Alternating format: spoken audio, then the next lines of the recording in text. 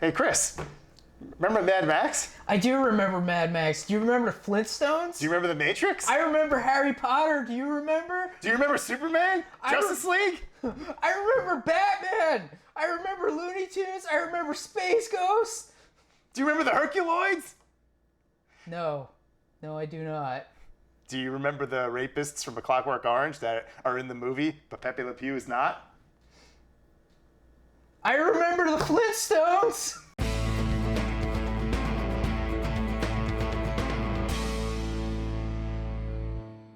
I don't even know. I'm trying to remember everything that was in that stupid goddamn movie we just watched that sucked ass. Hi, this is the Out of Touch podcast, and we're here to talk about Space Jam, A New Legacy. After over 25 years, 26 years, a long time, they finally decided to make another Space Jam movie with LeBron James. And Don Cheadle. I liked him in this. I actually liked him in this. He was fun. He was hamming it up the whole time. Yes, very appropriately so. In a very weird freaking movie. Yes. I don't even know how to go about talking about Space Jam, A New Legacy. Okay, do you remember the movie Space Jam? It follows a lot of the same beats, except replace aliens kidnapping Looney Tunes with evil algorithm stealing LeBron James's son? Yeah. I mean, I can't... I don't even know where to begin. You know the story of Space Jam. Space Jam happened. They have to play basketball because that's what you do in Space Jam. It's in cyberspace. And now every single Warner Brothers property is jammed into this movie, and they love making you know that, and also a whole bunch of product placement that is just so in your face. Man. I mean, as shameless as the original was, this was even more shameless. I mean, I guess this was like a great commercial for HBO Max. Kind of. Freaking Rick and Morty are in this movie. That is so weird. Like, wow. I mean, there's whole segments where they're trying to... There's just clips from rated R movies in this family film. It's weird. I can't even with this movie. I really can't. It's just like, it's Space Jam. It's Looney Tunes. Is like, it? I don't know. This movie confuses and infuriates me. It's been a long time since I watched the movie where I was just like, what? And it's also one of those, just to bring it back a bit. Yeah. And this really, it's more prevalent in kids' movies, especially kind of bad kids' movies, that try so hard to seem cool and hip, and then they just become lame and just make you want to like gouge out your eyes. Yeah, in many ways. It's like, man, if you thought the first Space Jam felt dated, man, this movie is gonna feel real dated real fast. I mean, it already does. It's like, hey, Game of Thrones, do you remember Game of Thrones? You all hated the way it ended. Do you remember Harry Potter? The creator's problematic or something, I think. I don't know, because I don't listen to stuff on the internet. Yeah. Do you remember The Matrix? That was over 2 decades ago. They're making another one. Just in case you forgot about The Matrix, do you remember the granny from Looney Tunes? She's got Matrix powers now. Do you remember Pepe Le Pew? Well, don't, because he's not in this movie. Man, do you remember the Iron Giant? He's in the movie. Do you know King Kong? He's in the movie. Do you know the Penguin? And the Penguin? He's in the movie twice. Do you know Batman from 1966? And The Mask? The DC animated universe? They just go there at one point. They just go there. Wonder Woman, the Amazons. It's just there's probably the best part of the movie, just because it had interesting looking animation. That or some of the Bugs Bunny gags were pretty funny. I'll say this: the part that I did laugh at the most was during the montage where Bugs gets LeBron James to recruit the Looney Tunes instead of characters that would be much more useful against evil AI.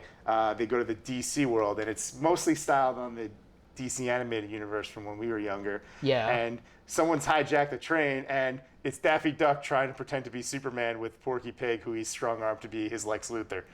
That kind of cracked me up because that felt pretty on brand. Yeah. And then, of course, the train does get stopped by the real Superman, who's just like, I was really hoping for like a Tim Daly, George Newbern cameo. That would have been fun. Yeah. But, I mean, it's still... He was there. Yeah. Do you remember Green Lantern? He was there too. And Batgirl. And Hawkgirl. Maybe. And Alfred. And Lois Lane. And Jimmy Olsen. Yeah, Jimmy Olsen, yeah. They were there. Man. Because Warner Brothers owns them and can do whatever they want. Yeah. It's a commercial for HBO Max. the Cyberverse with all the Warner Brothers worlds. Oh my God. The Gremlins show up at one point. Yeah. You see them for a second. The audience at the big game at the end is filled with 1,000 characters that only your dad's gonna know, kids. Yeah. I don't know. Space Jam, number 2, it happened. I don't hate it. I don't love it. I'm fine with its existence. It doesn't offend me. I was fine with it until Porky Pig started rapping. Ugh. And then I was like, let's stop watching this movie now. We were in too deep at that point, Chris. Yeah, we were. This movie's almost 2 hours long. It's 1 hour and 55 minutes. It feels 10 minutes too long. Yeah. I mean, it's a kid's movie. It should be clocking in at like 90 minutes with credits. It gets a little too emotional at points. It's got to be heartwarming for the kids, man. The first one's not heartwarming. Well, it was the 90s. I guess maybe the beginning is heartwarming. Yeah. Gets you in and out, but But then, we have to give the movie credit here. In the original Space Jam, when we see Michael Jordan's home, it's just like a very nice upper middle class suburban home, which is nonsense. Because that was Michael Jordan in the mid-90s after like 5 or 6 championships with the Bulls. No, lies. This, we see LeBron James's house. It's a gigantic mansion. On top of a mountain. Because he's super rich. Yeah.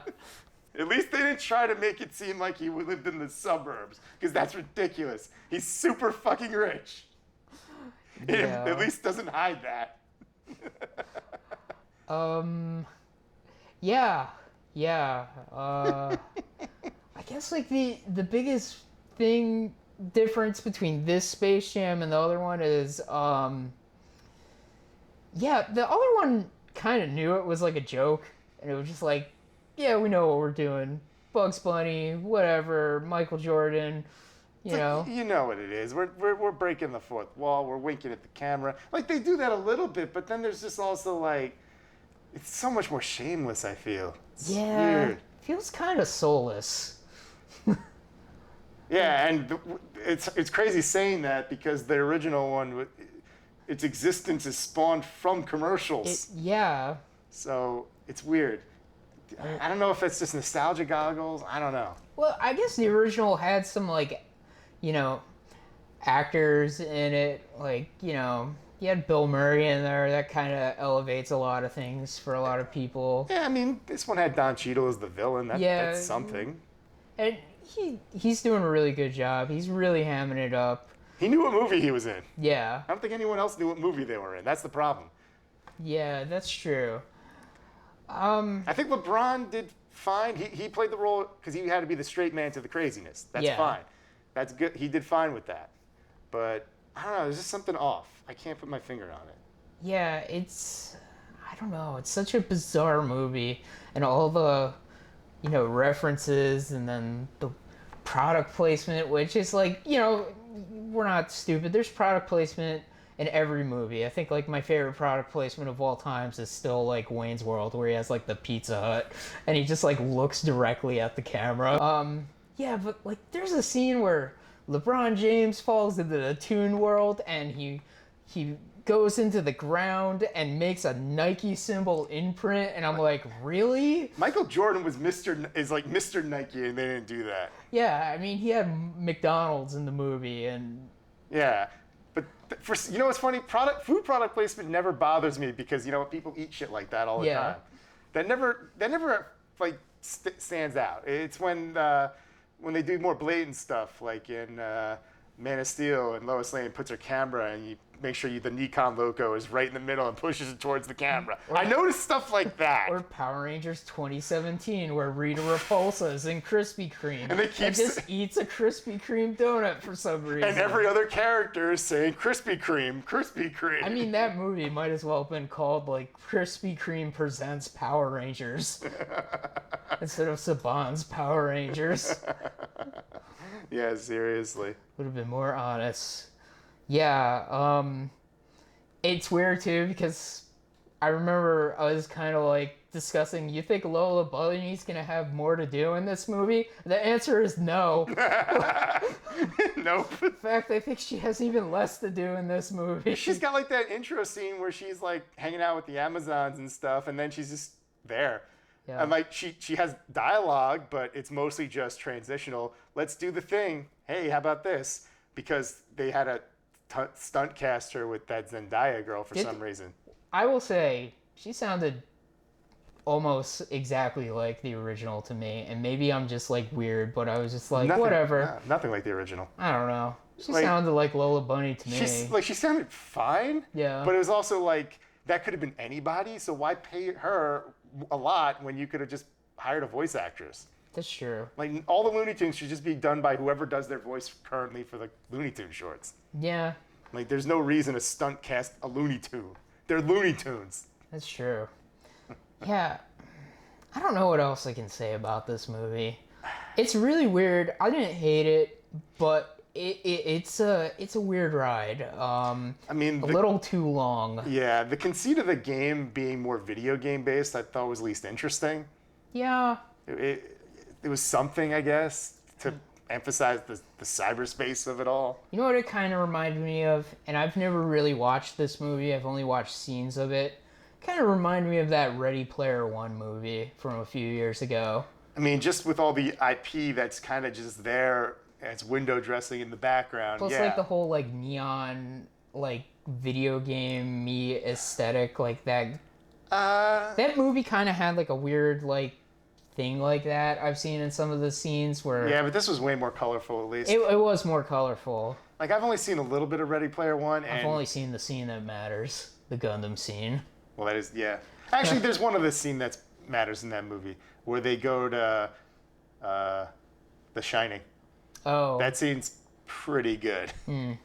Yeah, you're right. But every other scene I've seen every other scene I've seen of that movie, just kind of like, it's just stuff on the screen, and I'm like, this is terrible. And pop culture references, like, hey, this reference, which is some of this movie, which is just... Yeah. It's not all of it. It's just the stuff that's there is just so in your face that you just really is.